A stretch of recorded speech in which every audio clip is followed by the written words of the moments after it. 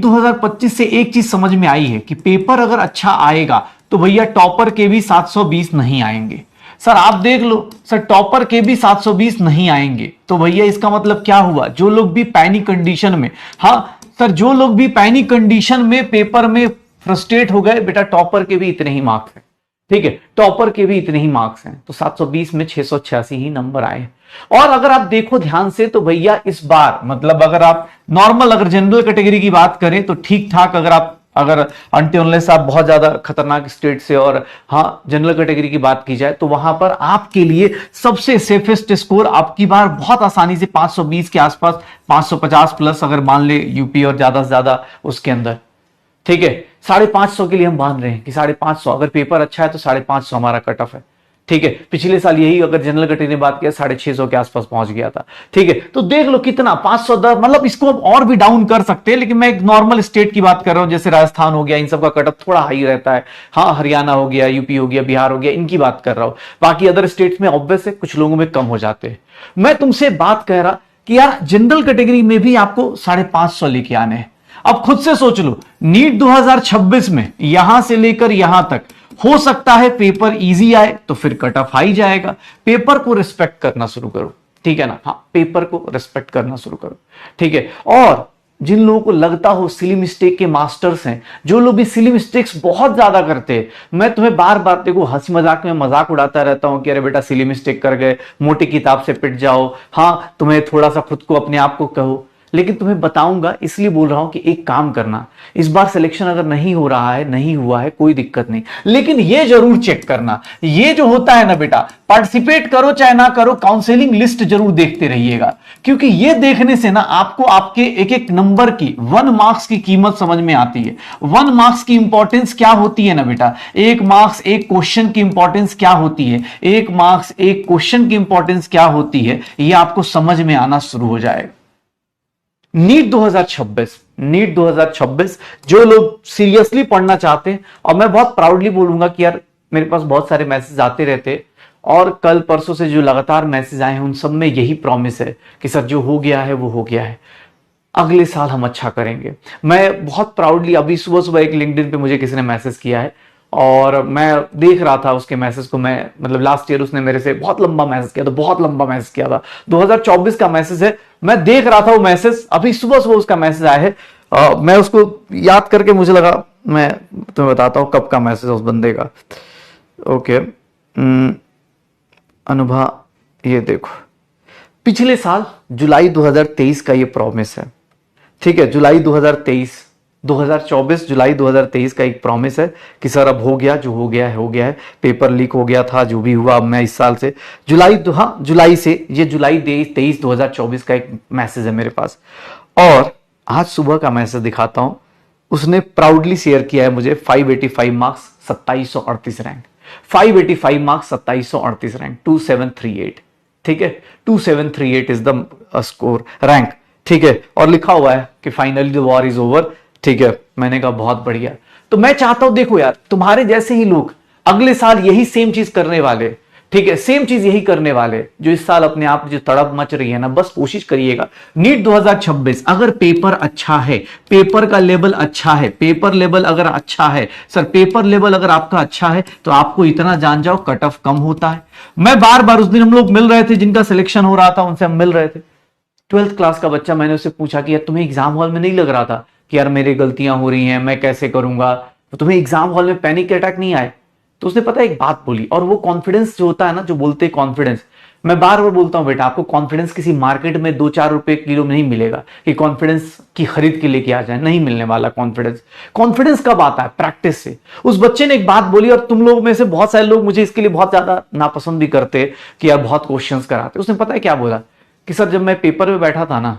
तो मान लो मेरे से पेपर नहीं हो रहा था, तो मैंने इतने पेपर्स किए थे, इतने क्वेश्चंस किए थे कि मुझे इतना पता था कि अगर ये पेपर मेरे से नहीं हो रहा, मतलब ये पेपर सच में डिफिकल्ट है। और इसीलिए सर मैं बिंदास होकर काम कर रहा था, मुझे पता था कि ये पेपर डिफिकल्ट आया, मैं आराम से चल रहा था, मुझे कोई पैनिक अटैक नहीं आया। और वो चीज कैसे आई, मतलब मैं सोच रहा था कि यार एक बच्चे को कैसे आया होगा ये चीज। एज ए टीचर हम लोग देख के घबरा गए कि यार कैसे करा होगा बच्चों ने। सोचो उस बच्चे ने क्लास में, मतलब मुझे ये बोल रहा है कि सर मुझे पता था कि अगर मेरे लिए डिफिकल्ट है मतलब सबके लिए डिफिकल्ट है।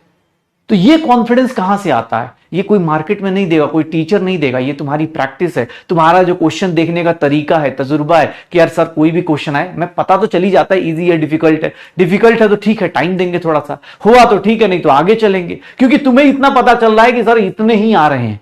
हमें अपना सिलेक्शन के लिए सीधी सी बात है, सिलेक्शन के लिए अगर ऑन एन एवरेज एक सारी उसको पकड़ ले तो 520 प्लस पे अपना सिलेक्शन है, 520 प्लस पे अपना सिलेक्शन हुआ है। 520 का मतलब क्या हुआ कि सर बायो आप देख लो, बायो में 360 नंबर है, बायो 360 नंबर है, केमिस्ट्री 140 नंबर है, सर 180 नंबर है, और फिजिक्स में अपने पास 180। अब तुम अपना अपने सब्जेक्ट के हिसाब से बना लो कि सर मैं पहले सिलेक्शन सिक्योर कर लेता हूं, फिर उसके बाद रैंक के ऊपर फोकस करना शुरू करूंगा। और ये सिलेक्शन रैंक ये सब चीजें ऐसी ही आती हैं,